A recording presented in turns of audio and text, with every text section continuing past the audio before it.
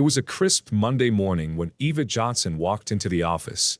The cool air hit her face as she pushed through the glass doors, her black leather heels clicking sharply on the marble floor. Before we get into the story, comment below where in the world you are watching from today, and if you like this story, don't forget to subscribe.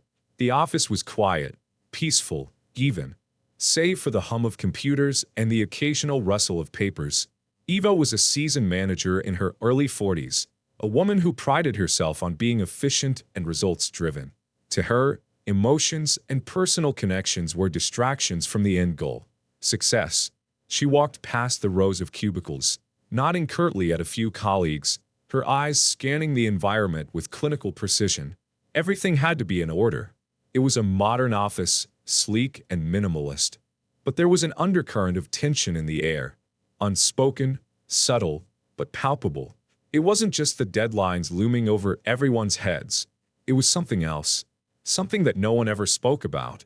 Jamal Daniels sat at his desk, adjusting his tie as he glanced at his computer screen.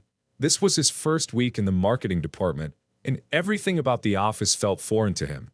He had joined the company with high hopes. After all, the job seemed promising: cutting-edge projects, a diverse team, the opportunity to contribute his ideas.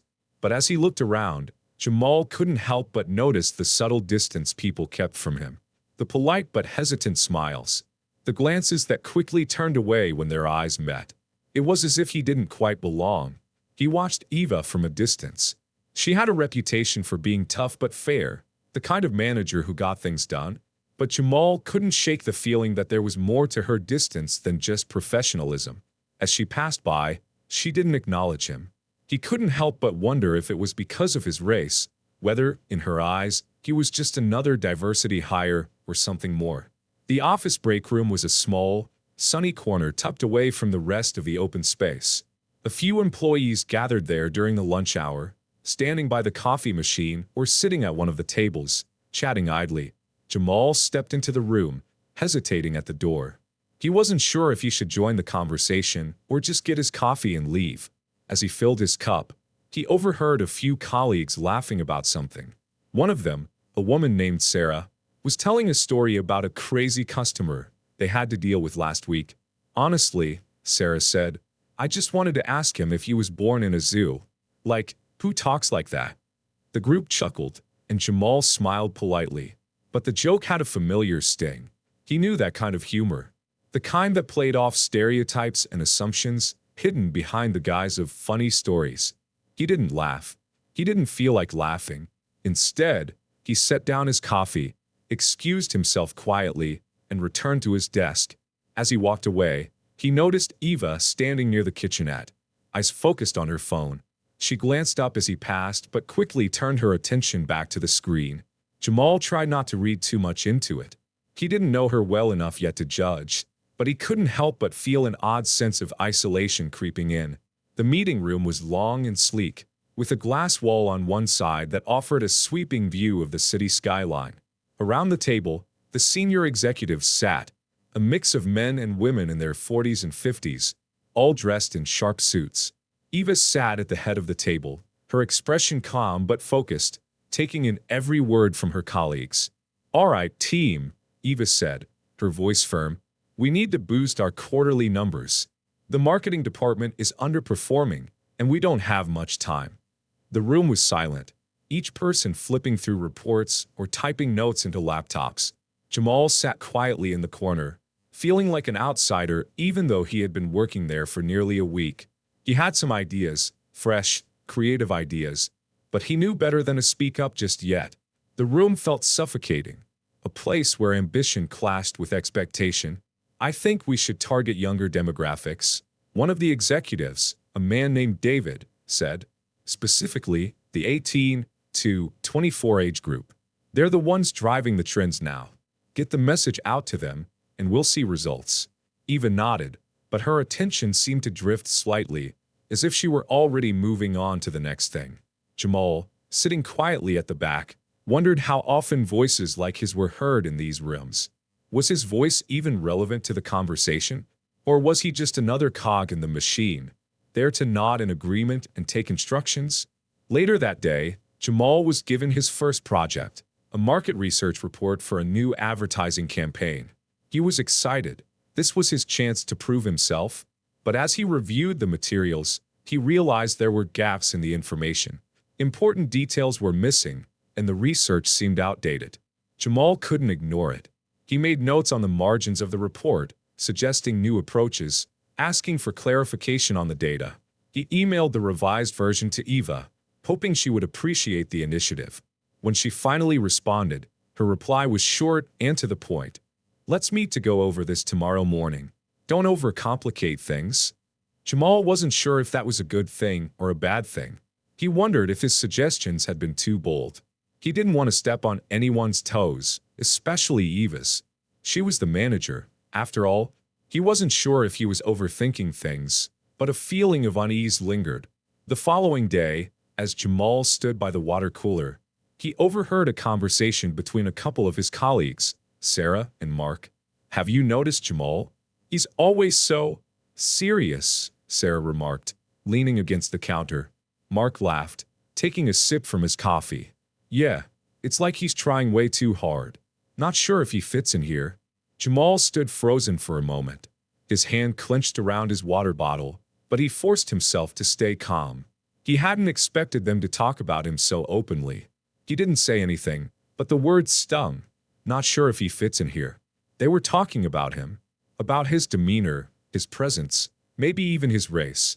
It wasn't something that could be put into words easily, but it was clear to Jamal that there was a divide, a subtle, invisible line that separated him from the rest.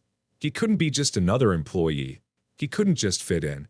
It seemed like everyone expected him to conform in ways that felt out of his control. That night, Eva sat at her kitchen table, a glass of wine in her hand, but her thoughts were far from the relaxing evening she had planned. She reflected on the day's events. Jamal's email had been detailed, thoughtful, in more than she had expected from someone so new. But instead of appreciating it, she had dismissed his feedback, focusing on the fact that it complicated her already busy schedule. She found herself thinking back to that moment in the break room when Jamal had smiled politely but distantly. Was it possible that she had been too harsh? She had made assumptions about him, perhaps without even realizing it. Eva had never thought of herself as biased, but she had to admit, she was uncomfortable around Jamal. There was something about his seriousness, his aloofness, that seemed to make her retreat further into her own world. Eva felt a tightness in her chest. She didn't like where these thoughts were leading, but for the first time in years, she questioned whether she had missed something. Was she truly fair? Or was she just like everyone else, stuck in her own biases? The next week, Eva had to prepare for Jamal's first performance review. She opened his file, reviewing his work. There were certainly areas where he excelled. His analysis was sharp, and he had shown initiative. But there were also moments when his work felt incomplete or overly complicated. It wasn't anything that couldn't be fixed, but Eva was struggling to find the right balance in her feedback. As she sat in her office, her mind wandered again. Was it really about his work? Or was it about something more? Something she wasn't willing to confront? She wasn't sure. Outside, the city's lights twinkled as Jamal walked home, his mind racing. He had heard murmurs from colleagues about how he wasn't fitting in, how he was too serious, and yet he had tried his best to be polite, to stay professional. He had even tried to laugh at the jokes that made him uncomfortable. But it wasn't enough. It never felt like enough. Jamal stopped at a street corner, taking a deep breath. He could feel the weight of the tension building up inside him. He needed to confront it, to confront the way he was being treated, to confront the idea that his race mattered more than his talent. But would anyone listen? As he stared at the lights ahead, he made a silent vow to himself. He wasn't going to keep quiet anymore. The question was, what would he do next? The office was bustling as usual, the steady hum of keyboards and quiet conversations filling the space. Eva was busy reviewing project timelines, her face serious, focused on the numbers. Jamal, sitting at his desk, couldn't shake the feeling that something wasn't right. There had been whispers, some subtle, some not so much. But today, something felt different. In the middle of a team meeting, one of the senior executives, David, made a dismissive remark about a potential marketing strategy Jamal had suggested the previous week. "I'm not sure Jamal's idea is worth pursuing," David said, his voice carrying a sense of finality. "It's a bit out of left field. We need something more solid, more traditional." Jamal's heart sank. He had worked so hard on that idea, staying up late to research, refine, and adapt it to the team's needs. But David's tone wasn't just critical. It felt like a rejection of him as a person, not just his work. The comment hung in the air, and Eva, sitting quietly at the head of the table, didn't say a word. She looked down at her notes, as if to avoid making eye contact with Jamal. Jamal wanted to speak up. He wanted to explain why his idea made sense, why it was the fresh perspective the company needed. But something in him held back. He felt the weight of all the microaggressions he'd encountered over the past few weeks, the sideways glances, the dismissive comments. In that moment, it wasn't just the idea that was being rejected. It was him. After the meeting, Jamal returned to his desk, feeling small and defeated. His colleagues were already moving on to the next topic, chatting about the weekend, oblivious to the tension that was still thick in the air. He wanted to talk to Eva about what had happened, to ask for support, but he wasn't sure if it would even make a difference. Later that afternoon, Jamal decided to go to Eva's office. He knocked softly and waited, his hands sweaty, his mind racing. He had been careful not to confront her too quickly, hoping that perhaps the team's feedback would be more positive. But now, he needed to hear her thoughts. He couldn't keep pretending like everything was okay. Eva looked up from her computer screen when he entered, a polite but distant smile on her face. "Hey, Jamal. How's it going?" "I wanted to talk to you about the meeting," Jamal said, his voice steady but filled with emotion.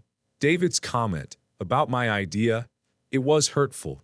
I put a lot of work into that, and I felt like it was dismissed without consideration." Eva's expression shifted slightly, but she didn't seem fully engaged. She was distracted, almost like she didn't know how to respond. "I see. Well, you know how David is. He's always quick to dismiss new ideas. But we've got to follow the process. He's just more focused on results right now." Jamal's frustration flared. "It's not just that. It's how it felt, Eva. It felt like my contributions don't matter. It's like I'm not even considered an equal on the team. I don't know if it's just me, but that's how I feel every day here." Eva paused, clearly uncomfortable. She didn't seem to understand the gravity of what Jamal was saying, or perhaps she didn't want to face it. "Jamal, I'm sure you're overthinking it. We all get frustrated sometimes. Let's just focus on the next project. I'm sure you'll do better next time." Jamal's heart dropped. Was that it? Was that all she had to say? He didn't know whether to feel relieved or disappointed. He wanted to push back, to explain just how much his race, his identity, affected how he was treated in the office, but he knew it wouldn't help. Eva didn't see it. Maybe she couldn't. As he left her office, Jamal couldn't help but wonder if things would ever change. Would anyone ever really listen? The next morning, Jamal stood by the water cooler, waiting for his coffee to brew. It had become a daily ritual for him. One of the few times he felt like he could breathe in the midst of the office's constant churn.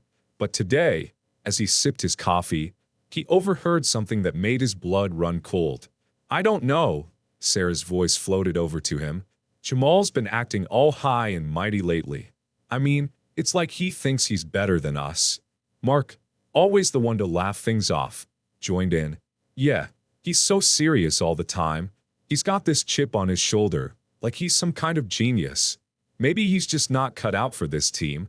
Jamal stood frozen, his hand tightening around his coffee cup. He wanted to turn around and confront them, to demand an apology. But instead, he stayed silent.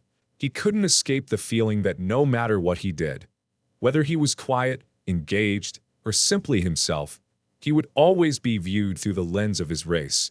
And no matter how hard he worked, it would never be enough to change how they saw him. His heart raced as he left the break room, the words echoing in his mind. He's not cut out for this team. He didn't know if it was the weight of those words, or the fact that they were spoken so casually, that hurt the most. That night, Eva sat in her living room, a glass of wine in hand, the soft hum of the TV barely filling the space. But her mind wasn't on the latest drama series or the events of the day. Her thoughts kept drifting back to Jamal, his feedback, his frustration, his desire to be heard. She thought about the meeting earlier in the day, where she had allowed David to dismiss Jamal's idea without intervention. She had told herself it was just a matter of practicality, that the team needed results, not crazy ideas. But deep down, she knew there was more to it. She had made assumptions about Jamal. She had let his ideas, his passion, be minimized by her own biases. Eva hadn't recognized it at first, but now it was impossible to ignore. She had been too focused on following the rules, too caught up in the cycle of business as usual, to realize that she had been complicit in the system that kept people like Jamal at the bottom. The realization hit her like a punch to the gut. She had done nothing when he needed her. In that moment, Eva understood the harsh truth. She wasn't the ally she had thought herself to be, and it was time to confront it. Jamal met his mentor, Marcus, at a cafe on the edge of town. Marcus was an older black man who had worked in corporate spaces for years and had a wealth of experience navigating the challenges Jamal faced. They had met through a mutual friend, and ever since, Marcus had offered Jamal advice whenever he needed it. Over coffee, Jamal poured out his frustrations, telling Marcus everything. How he had tried to speak up, how his ideas were always dismissed, how he felt like he was fighting an invisible battle every day. Marcus listened intently, nodding in understanding. "You've got to stand up for yourself, Jamal," Marcus said, his voice calm but firm. "You're not the problem here. The problem is the system you're trying to work within. It's not easy, and it's not fair, but you can't keep swallowing this stuff. You have to make your voice heard." Jamal was silent for a moment, considering the words. "But I'm just one guy. How can I make a difference?" "You start small," Marcus replied. "You speak up when you see something wrong. You make them listen. They can't ignore you forever." The words resonated with Jamal. It wasn't just about fitting in. It was about fighting for his place at the table, even if that meant challenging the system that kept him silent. The next morning, Jamal found himself standing outside Eva's office, his heart pounding in his chest. He had made up his mind. Today, he would confront her. He had stayed silent for too long, and if things were going to change, it had to start with this conversation. He knocked once and entered when she called out to him. Eva looked up from her desk, her expression neutral. "Eva," Jamal began, his voice steady but full of emotion. "We need to talk. About the way I've been treated here. About the way I feel invisible, dismissed, and overlooked. You don't see it, but it's happening. And it's not just me. It's everyone like me in this company." Eva looked at him, her brow furrowed. "Jamal, No," Jamal interrupted, his frustration spilling over. "I'm done pretending. I'm done trying to fit into a system that doesn't want me here. You've treated me like I'm less than you, like my ideas don't matter. And you've allowed others to do the same." Eva's face softened. "I didn't realize," she said quietly. "I'm sorry." Jamal shook his head. "Sorry's not enough. It's time for change." After the confrontation, things in the office were never the same. Jamal's words resonated with the team, some of whom had been silently aware of the issue but unsure how to address it. A sense of unease hung in the air as people reflected on their own actions, realizing how they had contributed to the problem. Eva, in particular, found herself rethinking everything she had done, or failed to do. She began to question the status quo, her own biases, and the way she had contributed to Jamal's sense of isolation. In the weeks that followed, Jamal and Eva had several more conversations, sometimes uncomfortable, sometimes difficult, but always necessary. Eva began to actively address the issues within the team, making a concerted effort to listen to Jamal and others who had been marginalized. And although the road ahead was long, there was a flicker of hope. For the first time, Jamal felt like his voice mattered. He knew there would still be battles ahead, but he wasn't alone anymore. The fight for respect, recognition, and equality was just beginning. The atmosphere in the office had shifted since Jamal's confrontation with Eva. Whispers traveled faster than emails. While some employees began to privately express support for Jamal, others seemed uncomfortable, unsure how to address the growing tension. David, the senior executive, had been particularly quiet. He had no intention of letting Jamal's criticism slide, but he was calculating his next move carefully. He wasn't about to lose control over his team over a minor issue. Jamal, however, felt the weight of the conversation hanging over him.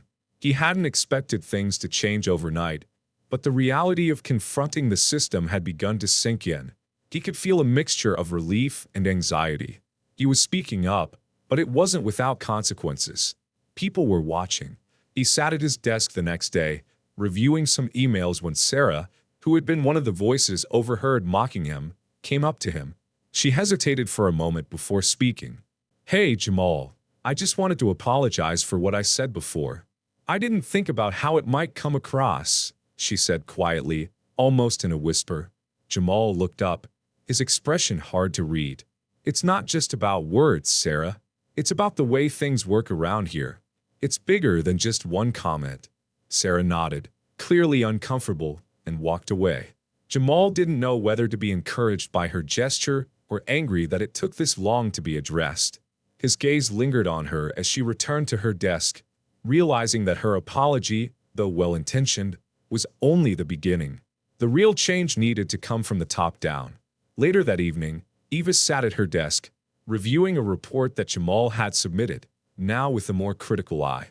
She had begun to reflect on the way she had handled the situation, and the more she thought about it, the more she realized how much she had allowed the toxic culture of the workplace to fester.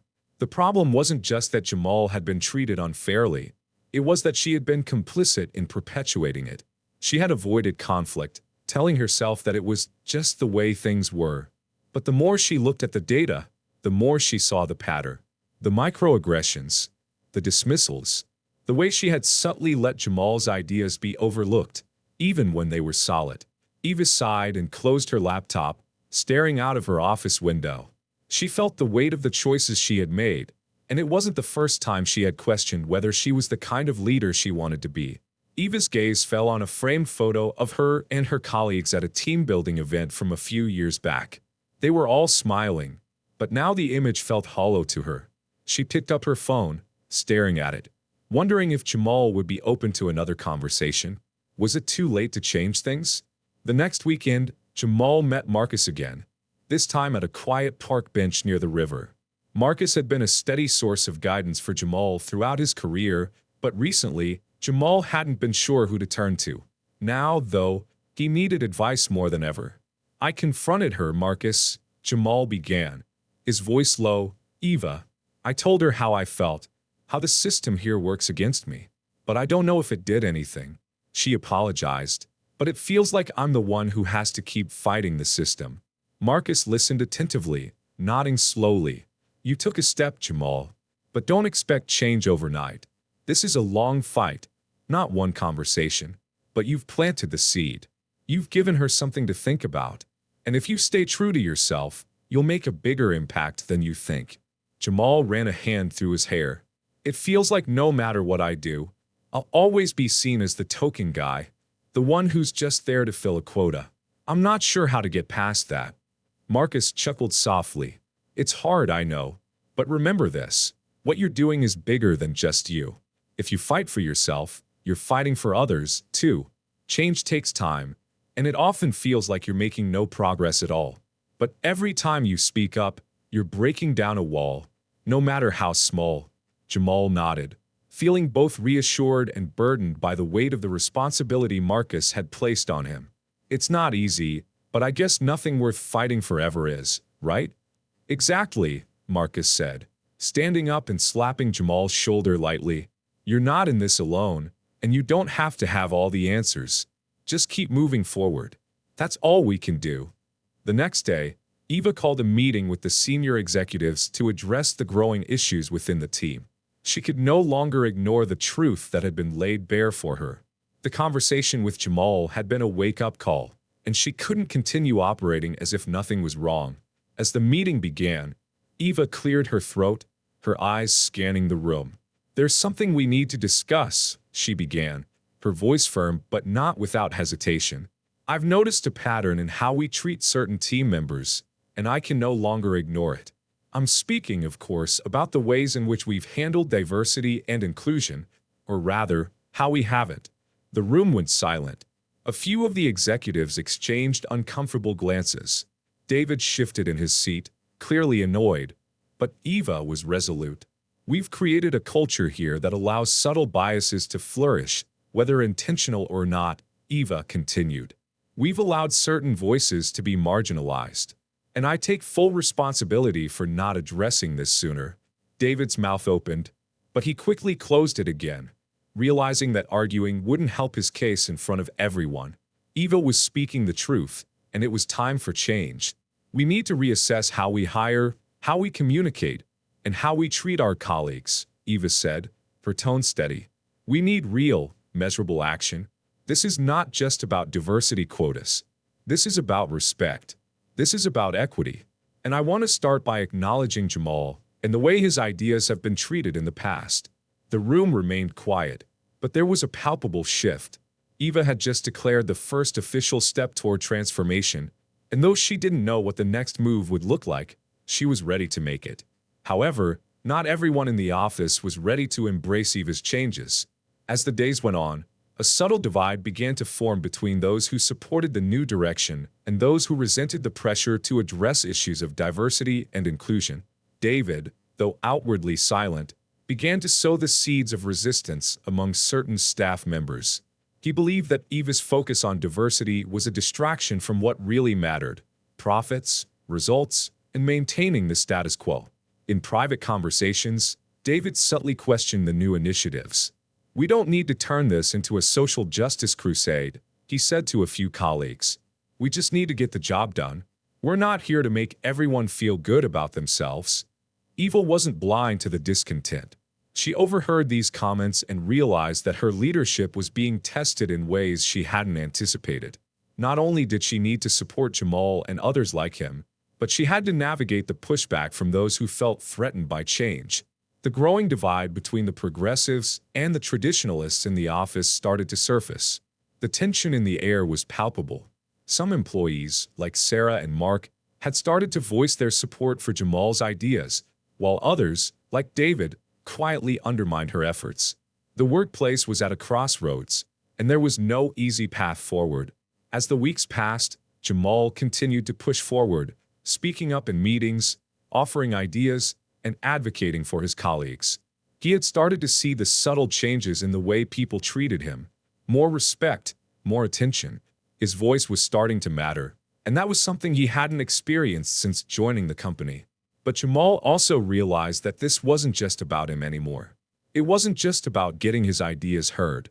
It was about creating a space where others, like him, could thrive. He wasn't just an employee. He was a symbol of change, and the responsibility weighed on him. One afternoon, Jamal was sitting in a meeting when Eva turned to him. "Jamal, we need your thoughts on this campaign. You've got a fresh perspective. What do you think?" For the first time, Jamal felt truly seen. It was a small moment, but it meant everything. He spoke up confidently, offering his ideas, his voice filling the room. Eva nodded in agreement. "Great. We'll move forward with that." The meeting ended, and as Jamal walked out, he caught a glimpse of David, whose expression was unreadable. Jamal knew the battle wasn't over, but in that moment, he had won a small victory. The road ahead was long. The office was still divided, and Eva's efforts were far from perfect. But there was a sense of hope, a sense that things were starting to change, albeit slowly. Jamal knew that the fight wasn't over, that this was just the beginning, but he was ready to face whatever came next. As the day ended, he sat back at his desk, reflecting on how far he'd come. He wasn't just working for himself anymore. He was working for everyone who had ever felt overlooked, dismissed, or ignored. Jamal was finally part of something bigger than just his job. He was part of the movement that would reshape the company, one step at a time. Eva sat in her office late that night, reflecting on the path ahead. There was still much to be done. Many challenges to face, many minds to change. But she knew one thing for sure. She couldn't go back. Jamal had opened her eyes, and now it was her responsibility to lead with integrity and commitment to change. The office was quiet now, but Eva knew that the work of transformation would take time. And with Jamal by her side, they would face whatever came next together. The changes Eva had started to implement were met with resistance, not just from David, but from other senior staff members who had long benefited from the status quo. Whispers in the hallways, passive-aggressive emails, and a palpable tension during meetings made it clear. Not everyone was on board with the direction Eva was pushing the company. One morning, Eva entered the office to find a confidential memo on her desk, a proposal for a new diversity initiative that had been quietly circulated among the senior executives. As she scanned the document, her stomach churned. The initiative, supposedly intended to address the issues Jamal and others had raised, seemed hollow at best. It was a token gesture, more about optics than meaningful change. Eva had expected resistance, but not this level of blatant opposition. The diversity initiative was a farce, and she knew it. The language was vague, the goals unquantifiable. It looked like something designed to placate the complaints without actually confronting the underlying issues. Eva crumpled the memo and tossed it in the trash. She had to do more than just talk. She had to act. Meanwhile, Jamal was becoming more aware of the undercurrents of hostility in the office. One afternoon, as he walked through the break room, he overheard a conversation between David and a few other executives. They were discussing the problem with the new initiatives and the destruction they were causing. "I told you, these diversity quotas aren't going to work," David said, his voice low but clear. "We're letting people who don't even have the right credentials push their way in. It's going to hurt the business in the long run." Jamal stood frozen in the doorway, his jaw clenched. For a moment, he considered turning around and leaving, but the weight of the conversation pushed him forward. He walked straight into the break room and faced David, his voice steady but filled with anger. "I'm not a quota, David. I'm not here because you needed to fill some diversity number. I'm here because I'm good at what I do," Jamal said, his voice cold. David looked up, caught off guard. "Jamal, I didn't mean—" "No," Jamal interrupted. "You meant exactly what you said. You've been talking like I'm some charity case, and I'm done with it." The room went silent. The other executives awkwardly shifted in their seats. David's face reddened, but he didn't respond. Jamal had made his point. He turned on his heel and walked out, leaving the tension hanging thick in the air. As the days passed, Eva's doubt about the sincerity of the company's changes deepened. She had begun to question whether her actions were truly enough, or if they were just another form of appeasement. She spent more nights at the office, drafting proposals, reviewing team feedback, and meeting with consultants, but nothing felt truly substantial. Despite her best efforts, the resistance from the senior staff remained a formidable barrier. One night, while working late, she found herself alone in the office with Jamal. He had stayed after hours to finalize a presentation for the new campaign, but the silence between them felt heavier than usual.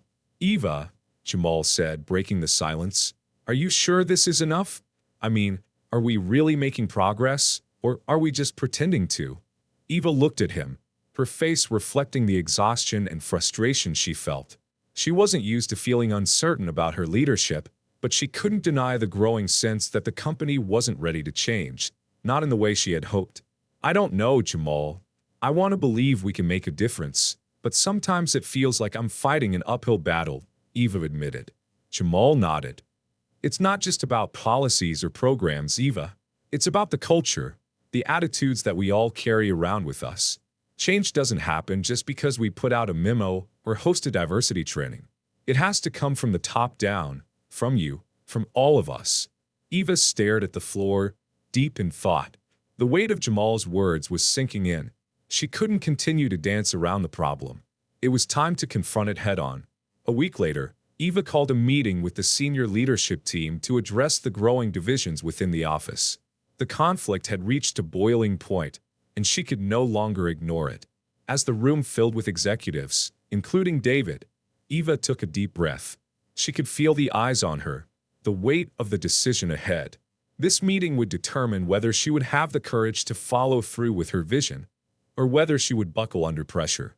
"I've been thinking a lot about where we're headed as a company," Eva began, her voice steady but firm, "and I have to tell you, I'm disappointed. We're moving in circles. We've talked about diversity, we've talked about change, but when it comes down to it, we haven't made real progress. We haven't done what's necessary to truly shift our culture. There was an uncomfortable silence in the room, and David shifted in his chair, ready to interject.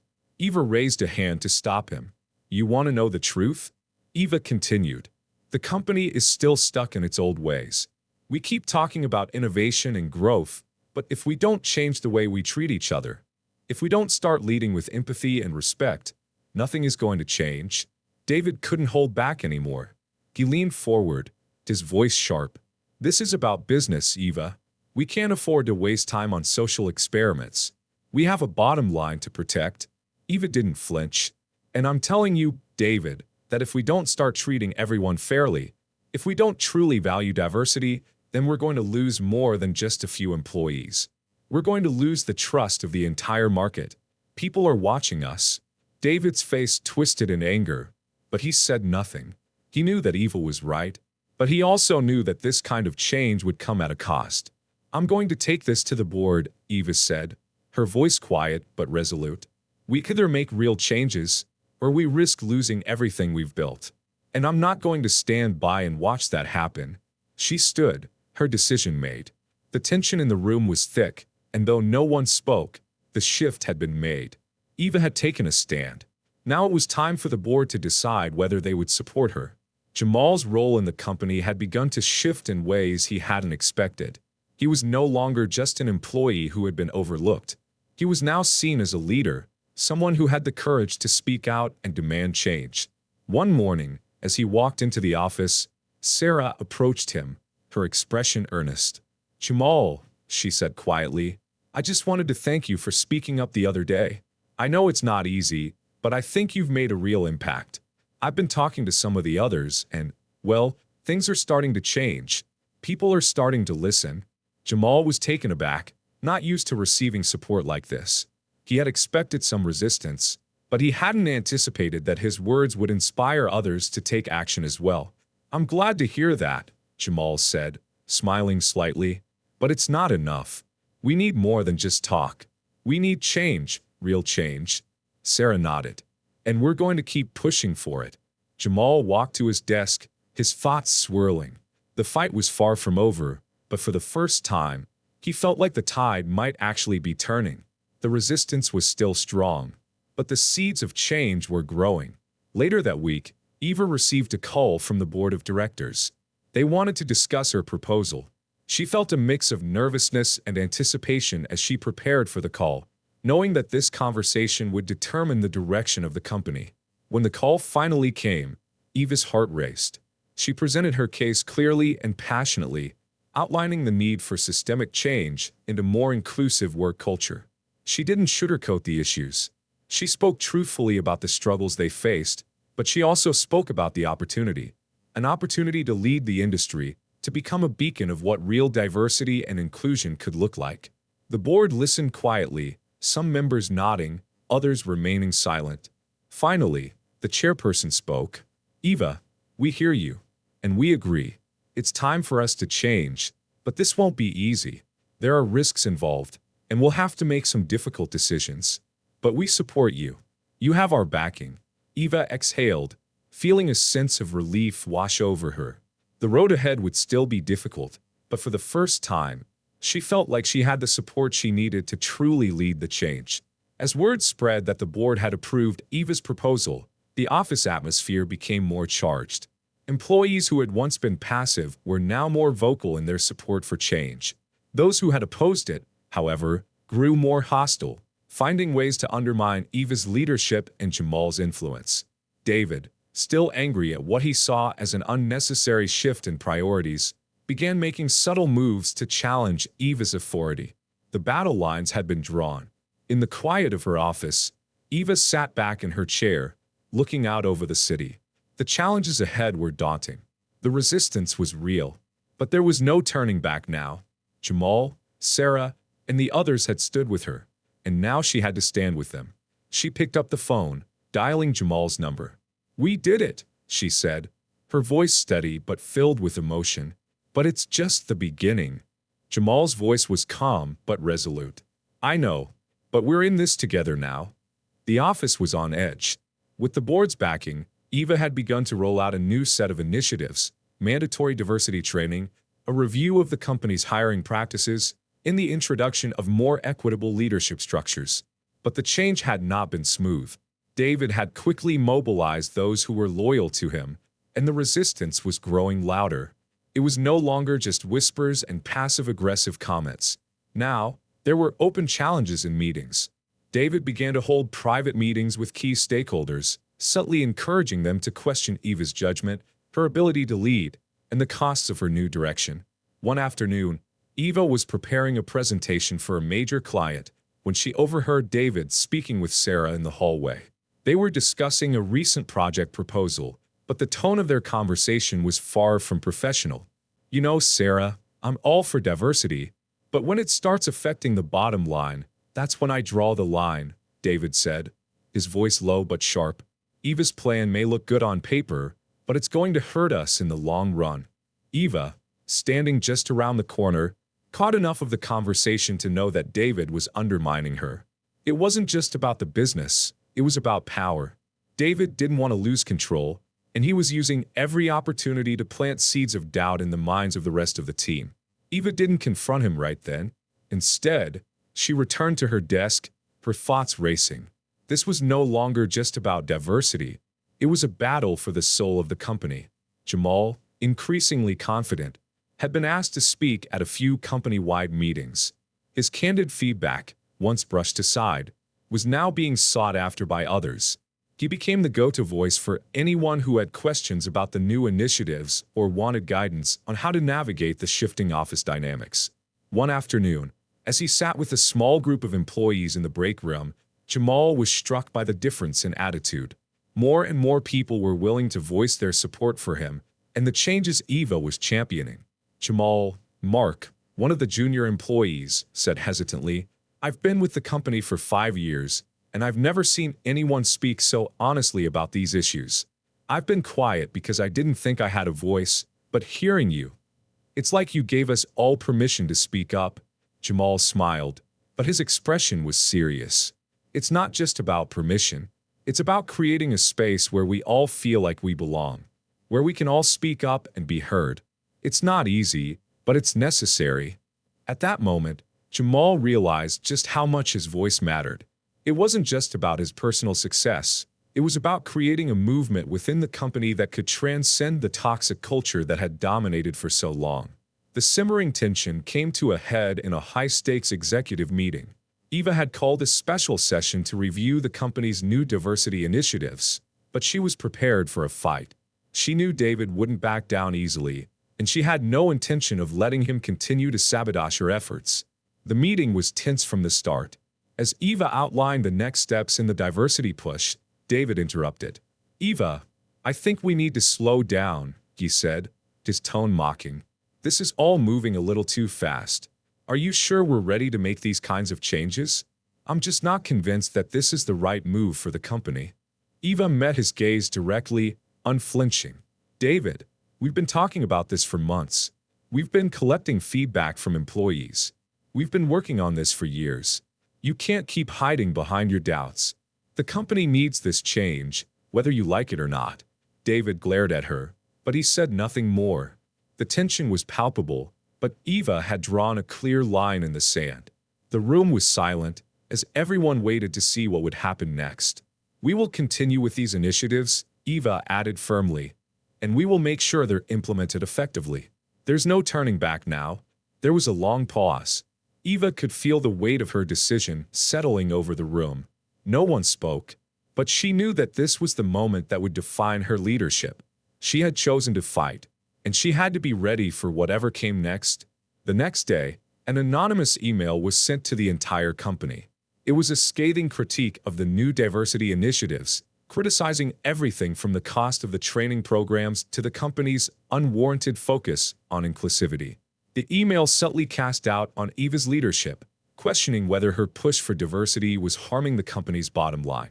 Eva was immediately notified of the email, and she knew who was behind it. The message was unmistakably in line with David's rhetoric. She gathered her team, including Jamal, to discuss the email. The group was divided. Some felt it was a tactic to undermine the changes, while others worried about the message it sent to the wider company. Jamal spoke up first.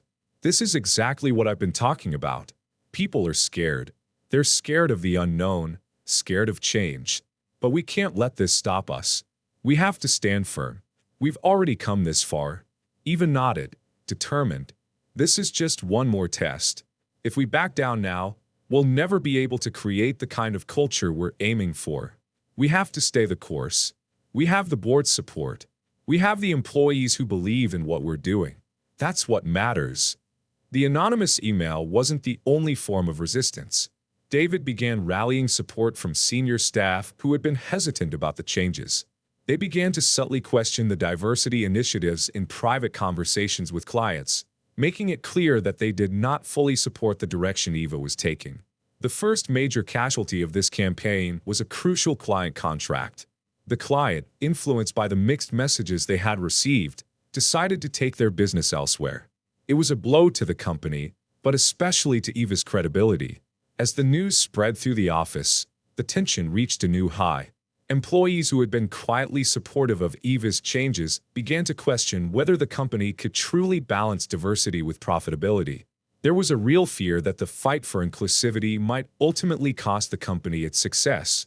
Jamal, noticing the wavering resolve of some of his colleagues, decided it was time to take action.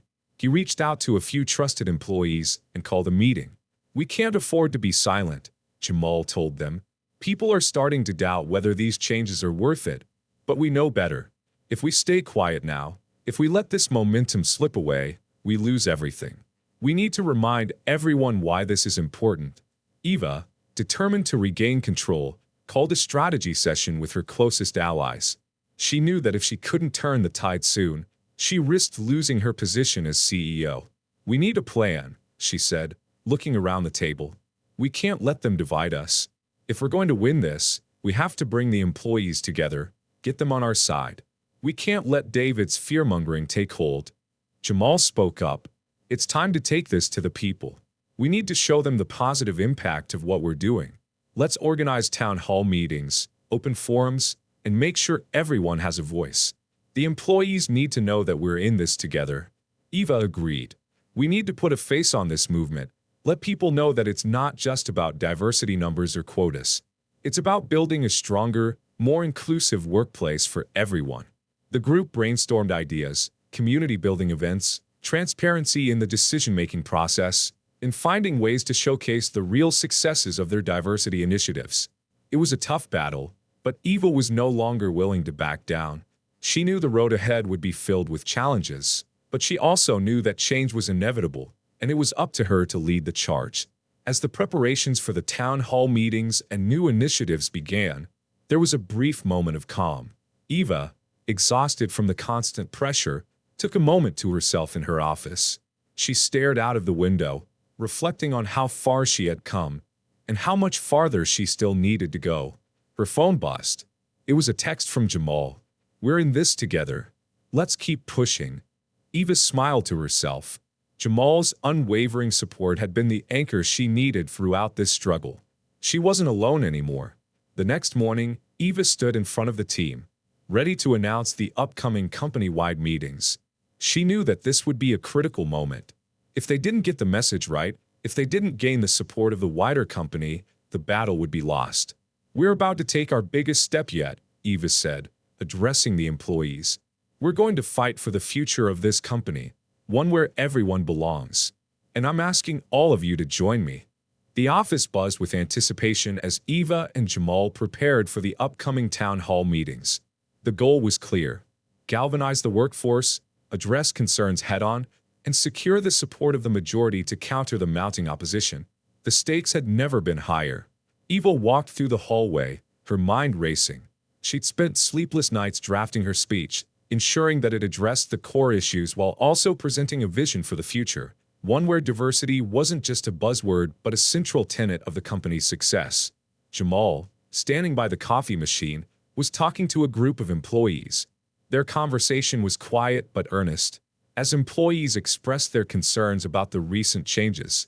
Some were worried about job security, others about the disruptions that had begun to tear at the fabric of the office. Are you sure the town hall will be enough? Sarah asked, her voice tinged with doubt. It's not about the town hall alone, Jamal replied, his voice calm but resolute. It's about the long game. We have to keep pushing, even when it's hard. We have to remind everyone why this is worth fighting for. Eva joined them, her expression determined. We'll face a lot of resistance, but if we stay united, we'll get through this. Let's make it clear that this isn't just about politics. It's about making our company stronger, more inclusive, and more innovative. They all nodded, the weight of the task ahead settling in. The first town hall meeting was held in the main conference room. The entire company was invited, and the atmosphere was tense, a palpable mix of hope and fear.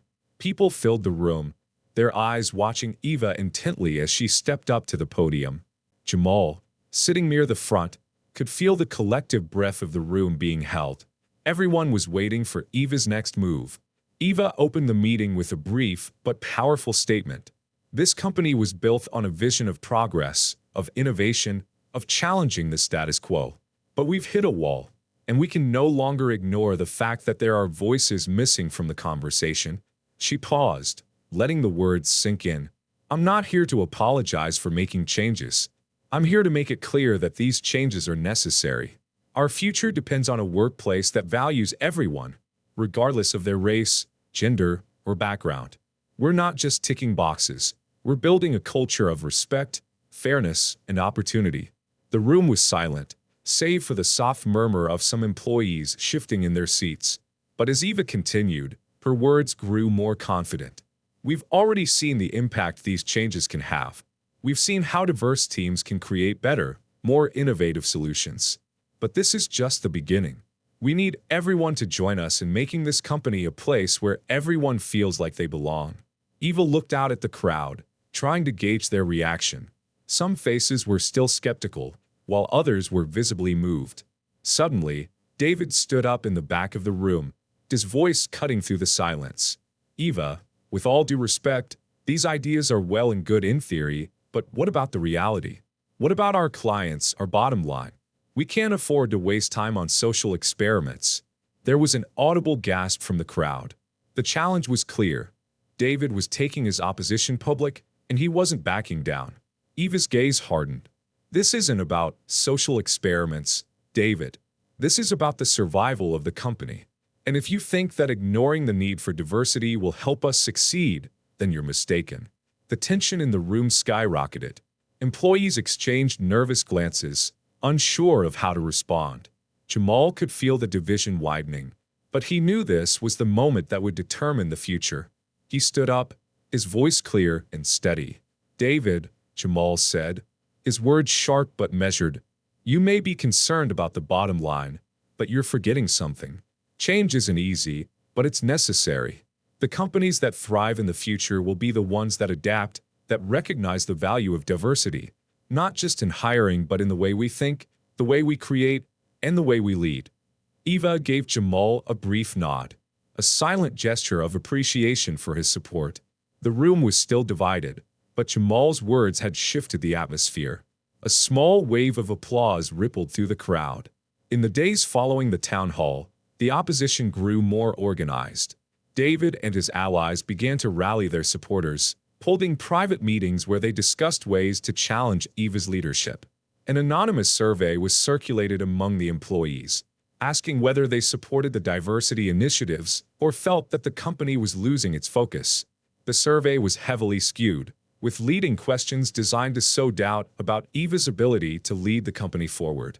By the time the results were revealed, there was a clear narrative being constructed. The majority of the staff wasn't convinced that diversity was worth the destruction. The company was losing valuable clients and employees. Eva received the survey results with a heavy heart, knowing that this was the beginning of a coordinated attack against her leadership. She wasn't surprised. She'd expected resistance, but it still stung. Jamal walked into her office, noticing her tired eyes. "We knew this was coming," he said quietly. "I know," Eva replied, rubbing her temples, "but it's more than just the resistance. It's the narrative they're trying to spin. They're using fear, uncertainty, and division to tear us apart." Jamal sat down across from her. We can't let them win. This isn't about popularity. It's about doing what's right for the company. We've already taken the first steps. Now we need to make sure we're not backing down." Eva nodded slowly. "You're right. We have to find a way to turn this around. We can't let them control the narrative." Eva called an emergency meeting with the board of directors. The pressure was mounting, and she needed their support more than ever. The narrative that David and his allies were pushing had started to gain traction, and the stakes were growing higher. The board was divided. Some members were swayed by the survey results, others by the growing concerns about the company's profitability. But Eva had one final move to make. "Look," Eva said, her voice firm, "I know that change is difficult, but we can't abandon our values. We can't afford to go backward. This company's strength will come from its diversity. If we don't embrace it, we risk becoming irrelevant." The room was quiet as Eva's words hung in the air. Finally, the chairperson spoke up. "Eva, you've made your case. We'll stand by you, but we need a plan. We need to show the employees that this change is not just an idea, but a reality. We need results." Eva took a deep breath. "I have a plan. I'll work with Jamal and the team to ensure that we implement these changes in a way that everyone can see the results. We'll continue the town halls, get feedback, and make sure that everyone understands why we're doing this." The board members exchanged glances, some still uneasy, but they gave their approval. Eva knew that the battle wasn't over, but she had one crucial ally, the board. With the board's backing, Eva and Jamal went into overdrive, planning a series of initiatives to demonstrate the effectiveness of their changes. They reached out to key clients, highlighting the company's focus on inclusivity and the tangible results of diverse teams. They began gathering success stories from employees whose lives had been positively impacted by the new programs. In the next town hall, Eva made an announcement. "We've heard the concerns. We've seen the challenges. But we are committed to this vision because we believe it's the right one. We're investing in our people, in their growth, and in the future of this company. And we're already starting to see the impact." There was a sense of cautious optimism in the air, but the resistance remained. The war wasn't over yet, but Eva was more determined than ever. This was a battle she couldn't afford to lose. The tensions in the office had reached a boiling point. David had rallied his supporters, and Eva had gained the backing of her allies. The next few days would determine who would ultimately control the future of the company. Jamal sat at his desk, preparing for the final showdown. He knew that this wasn't just about the business. It was about what kind of company they wanted to be, what kind of culture they wanted to create. The final meeting was scheduled. David would make his case one last time to the board, and Eva would defend her position with everything she had. Jamal stood up, straightened his tie, and walked toward Eva's office. "Ready?" he asked. Eva nodded. "Let's do this." The tension in the air was thick as Eva and Jamal entered the boardroom. David, along with several of his key allies, sat at the long conference table, their faces set in hard lines. Eva took her seat at the opposite end, her posture firm but calm. This was the moment that would determine everything. Eva's presentation was meticulously prepared. She had gathered data from employee surveys, client feedback, and internal reports that demonstrated the positive effects of the diversity initiatives. Her tone was measured, but she could feel the weight of every word she spoke. "Thank you for taking the time to meet today," Eva began, her voice steady. "We stand at a crossroads. In the direction we choose will shape not only the future of this company but the kind of legacy we leave behind. I'm here to show you that the changes we've implemented are already yielding positive results. Diversity is not just a moral imperative, it's a business one." She clicked through a series of slides, highlighting the benefits of diversity, how inclusive teams led to more innovative ideas, how employees from different backgrounds were more likely to come up with creative solutions, and how diverse companies were outperforming their competitors in the long run. David leaned forward, cutting her off. "Eva, I'm not disputing that diversity is important, but the implementation has been messy. Clients are complaining about the changes, and profits are down. You can't ignore that." Eva didn't flinch. "David, those concerns are valid, but the shift we're making is not about overnight results. It's about building a company that will thrive for years to come. Change takes time, but the foundation we're laying is essential. There was a long silence as the board members exchanged uneasy glances. David's voice echoed in the room, dripping with skepticism. I've received feedback from several clients, and they're not happy. They don't want to deal with this kind of social engineering. They want results, not ideology. Eva took a deep breath, keeping her composure. If we back down now, we'll lose everything we've worked for. We'll become a company defined by fear. Fear of change, fear of progress. I'm not asking you to take a leap of faith. I'm asking you to trust the data, the research, and the people who are already seeing the benefits. Jamal, who had been standing silently by Eva's side, now spoke up. His voice was calm but filled with conviction. David, you talk about results, but you're forgetting the most important part. The people, the talent, the employees who are driving the success of this company. If we don't make room for everyone, if we don't allow diverse perspectives to thrive, we will lose our edge. People are already voting with their feet. They want to work in a place where they feel respected, where they feel valued. David's eyes narrowed. And what about the people who disagree?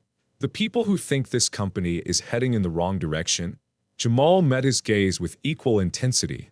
They're entitled to their opinion, but we can't let a vocal minority derail the future of this company. We're not just changing for the sake of change. We're changing because it's the right thing to do. And it's the smart thing to do.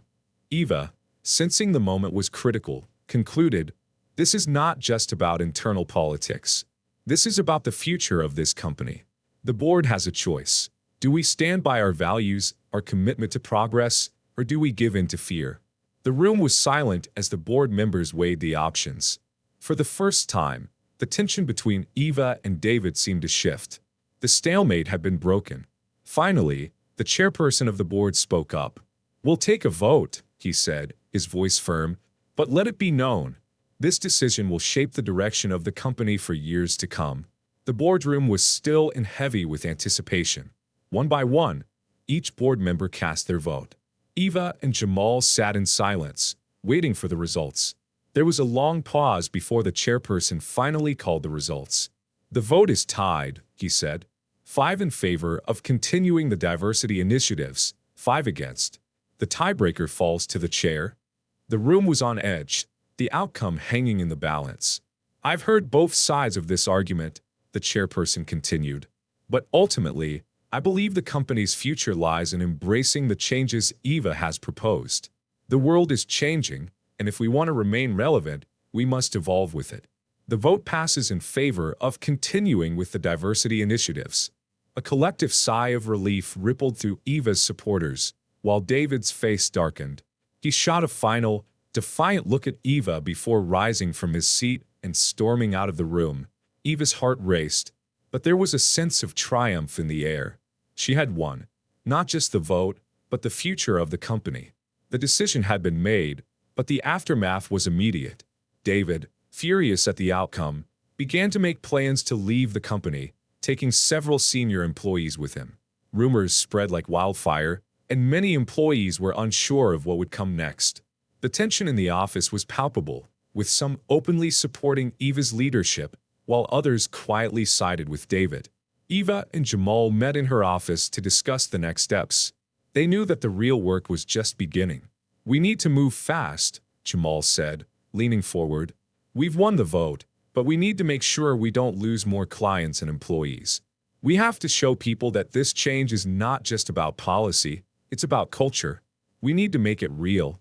Eva nodded, her face hard with determination. I'm ready. Let's do it. The first step was to reach out to their clients, reassuring them of the company's commitment to inclusivity while also emphasizing the continued dedication to delivering high-quality work. They organized meetings to listen to concerns and show tangible evidence that their initiatives were making a difference. At the same time, Eva began implementing a series of internal programs designed to bridge the divide within the company. She launched workshops, team-building exercises, and transparent feedback loops to ensure that everyone had a voice in shaping the future. As Eva and Jamal worked tirelessly to solidify the company's internal culture, they faced the challenge of reassuring key clients. The skepticism from some of their long-standing partners lingered, and Eva knew that proving their commitment to both diversity and business success was essential. In a high-stakes meeting with one of their largest clients, Eva and Jamal presented a report showcasing the improved performance of diverse teams within the company. They emphasized the importance of aligning their business goals with the company's renewed focus on inclusivity. "We understand that change can be difficult," Eva said, addressing the client's CEO directly, "but we're confident that our focus on diversity will lead to better outcomes, not just for us, but for our clients as well. We're making strides, and we're committed to showing you the impact." The client's CEO paused, eyeing them both. "I've been skeptical about this kind of change in the past," he admitted, "but I see the commitment in your faces, and the results speak for themselves. We're willing to give you the benefit of the doubt." Eva smiled, relieved. "Thank you. We won't let you down." Despite the board's decision, the company was far from unified. While many employees rallied behind Eva, others felt unsettled by the drastic changes. David's departure had left a power vacuum, and some of his supporters were now openly questioning the new direction. Eva called another town hall meeting to address the divisions within the company. This time, the room was even more tense, but Eva was ready.